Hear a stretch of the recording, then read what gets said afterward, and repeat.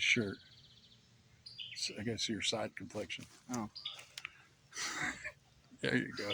That's it. Caver. You gotta look like you're a hillbilly. Oh, a hillbilly, head not the. Oh, Put your neck out. There you go. Now you're starting to look like you fit in out here in the woods. yeah. Like that way. Okay, That give me a does side flexion that way. No, turn that way towards the side flexion. That's it. Act like you're mad at someone that stole your moonshine. Hey, dude, you just fit right. You should be a. You and them hillbillies could make good movies together. You never thought about joining the hillbillies? Nah, I haven't thought about that You yet. should. You should really consider it. All right. Hey, guys. I'm going to discuss a little bit. IndigoAngel went over some of the moon topics, and Matthew come across a couple things. He's had a couple readings on that before. Anyway, she had put it out a day ago. Check it out. Put the link in the description. And she got a lot of hell for it. And so she's put out she's not, she doesn't care what other people think, which of course is great. Anyway, what we're going to do is, welcome everyone back to the channel IndigoAngel. what we're going to do is, basically comment on a few things. And, first of all, the comment on this comment here, where she talks about something. Here we go. Angel, come on into this lunar dimension and check on in for. Oops, hold on 1 second. I gotta pause. Good. And in reality, this is because the moon is dry. It is highly fractured. It's been highly under attack, and the core of it has been built into, but it was not originally hollow. Okay, and so its density, there is a density factor to it that is approximately 3.34 centimeters to the third. It's consistent with solid rock, not an empty shell. Okay, so two things that came up was Matthew was told that the after Maldak, which is actually Asgard, Maldak, and we'll call it Maldak, when it blew, one of the dragons basically gathered up pieces he could and held it together, and for long enough that it would stay together, kind of like a ball. So she was right. It's a rock. It's fractured. And anyway, after it was able to get to stay together, he brought it to Earth, and he dropped it off, and he says, "You will be for their life." Is that it? You will be for the children. You will be for the children. Okay, so that lines up with what we know. And then she said it was 3.3. The density is 3.3. And so of course I went and asked, hey, if Maldak was still around, what would the density be? And of course it said it'd be like the moon, 3.3. The Earth like 5 point something. But anyway, so another confirmation that that's where it came from. It's got the same. It would have the same density as that planet, Maldak or Asgard, whatever you want to call it. So that's another check mark on. She is definitely correct. So this is going to be talking about the curse that they put on women, which if they put on women, they also put on men, because it's a voodoo thing, and everything's always flipped with everything. So go ahead and play. Cosmic Taran records. I've seen this psychically, that it is actually a crucified woman in the crucified position. The Christ on the cross that's holding his hands out, spread across the cross, and his feet are merged together. This is being held in the water, in the blood waters of the moon. And this is the symbol for the uterus. This is all. All right. So they're trying to do a voodoo child with Jesus and keeping it connected to the moon, putting his blood on the moon, creating a voodoo child a voodoo doll. That's what I meant to say. It's a voodoo doll, and using Jesus as the crucifix, like the Raggedy Ann doll. They're trying to keep the spirit contained in that vessel, right? So, and you can't. What you bind on what you bind on earth is what you bind in heaven. So these people that are binding these beings inside these dolls, they're also binding themselves in their own flesh as well. So that's the part where the dragon comes in saying the paddle is meant to go in a direction, not to paddle others around you, because what you paddle around you will be paddled against you. So there's that type of concept going on. They want to keep man cursed. Man and woman cursed. To curse the woman, you have to curse the man. I'm trying to go pause for a sec. Okay, so that sums up that. And we'll go on to the next thing. Alright, we're on the part where she'll be talking about the moon being frequentized and used as a weapon and such. Go ahead. Body, if Earth is our mother, and she carries the original lunar womb Stargate design and blueprints from Tara's Eden, which is the original blueprint for the Edenic template, which served on Tara. And the moon's natural field was later technologically altered and used to broadcast distorted magnetic and astral frequencies towards Earth. This is really how they program the frequencies on Earth. Again, how I told you about the dream inserts, the dreamscapes, the reality inserts. They are running frequency programming through manipulated Kailanta symbols, chains, slavery contracts, force breeder implants, and they're projecting blue beam technology through the moon, basically. And all right, so what she's talking about there is what I was saying as well, which is I'm seeing in a different way, which is the cellular towers and the NASA Deep Space Network, the DSN, stuff like that. Those are humming the atmosphere. The cellular towers we have out here, it's humming the atmosphere out here on top of every mountain. It's getting frequentized, so the air waters around us is frequentized.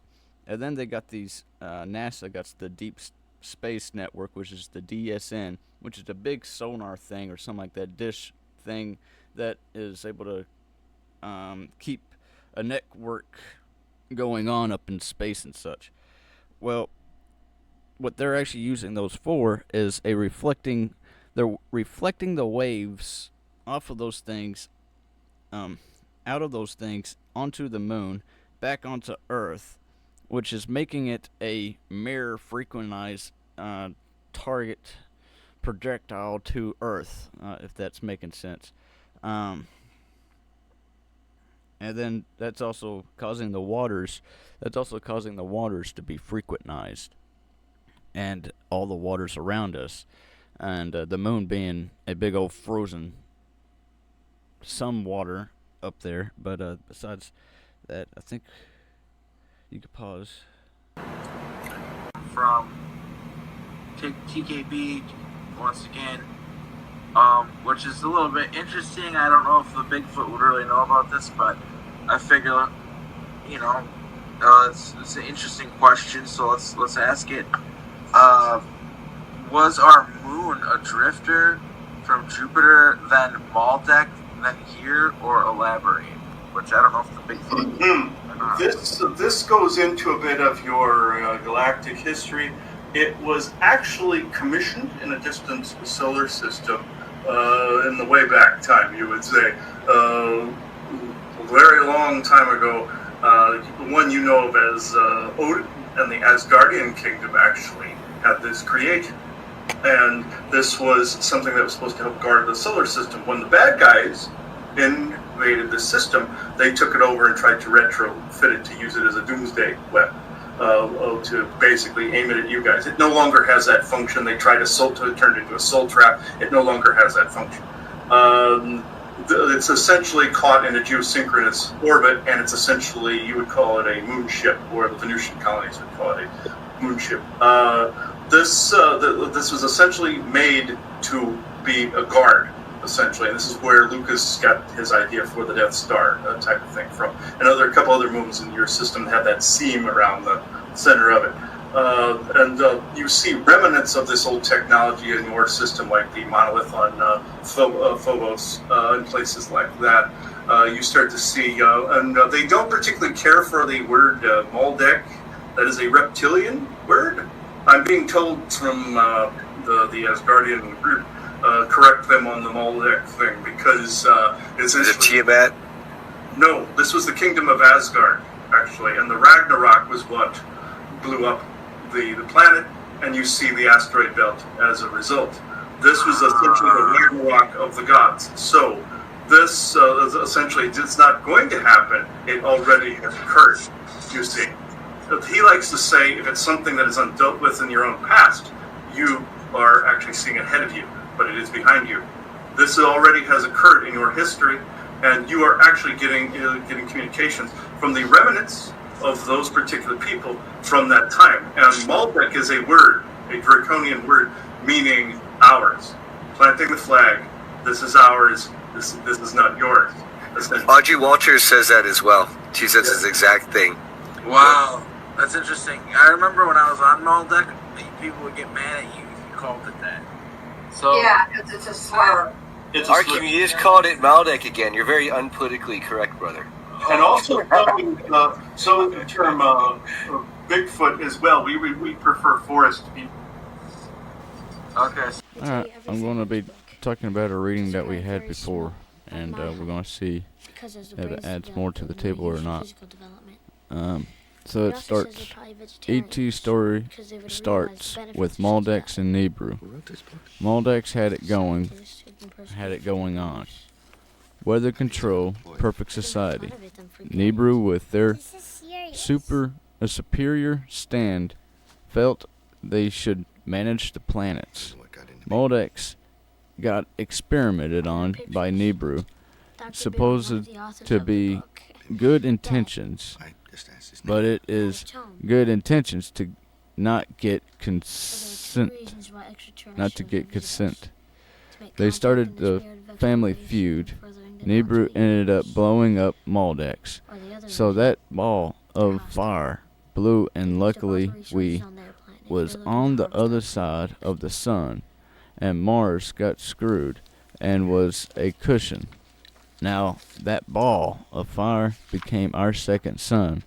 It carried all the water and the steam around it, the red dust, and the water landed on Earth.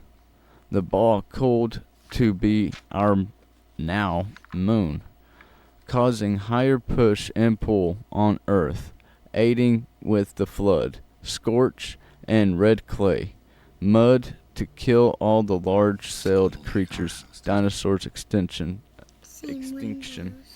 now baked the land, bedrock now, with footprints. So now we create Adam and Eve out of clay, red dirt from Maldex, mixed with Earth's natural beings, man's / Bigfoot, with their DNA, created That's enough from Dr. Bim. Atlantis, Nebru people, Lemurian / Mu are the Maldex, and natural Earth beings. Now Family Feud Part 2, Nebru / Atlantis was putting rock chakras in people, and when they got around others, they blew up.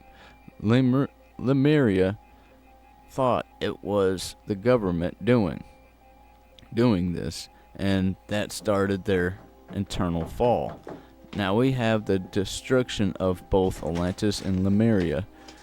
Now, modern time, they take people like you to do their work again. I'm sure they want you to think they are doing the best thing for life. But for a being to take another without full consent and approval, I vote no. We are not cattle. They know we have the spirit with us. They know we have infinite power. They have no right by God to do what they are doing. Now God did allow this. It will be for the betterment of all. But holy hell, that is where we are at. Keep strong, sisters and brothers. We love you. Matt added, God allows everything out of love. God allows everything out of love, which love means you are free to come or free to leave. If you can't walk out, they are being like demons, so treat them like a demon. Ask for higher authority and banish them. Caves, the That's devil, why we dig our own caves. the devil lives in it. The devil lives down there. Stay out of that cave. The devil is in the hell. That's where The wild man lives in there. the devil's down in hell, and you're going to go to hell if you go down that damn cave. Son, I done told you before to get your ass in the house, get that corn shucked. I ain't playing with you today, boy. We ain't playing make-believe games. This is the Appalachian. Okay? If I don't get that moonshine out to about the Henry today, I'm not going to get no damn sugar and coffee this week because we ain't got no damn money, son. We have to fucking make that moonshine, son of a bitch. And the god dang, excuse my language, the fucking government keeps coming out here and sticking their nose in my fucking business because they don't like the fact that I don't need their fucking help. I got a toothache, I got moonshine. I got a headache, I got moonshine. I don't give a shit, I got moonshine. And you bastards want to come up here just because I got my shit made. Me and this Appalachian gang get along just fine. With our own bitchy Me attitude. and my little people out here in the woods, we don't need you city people coming out here telling us what we need. We don't need it.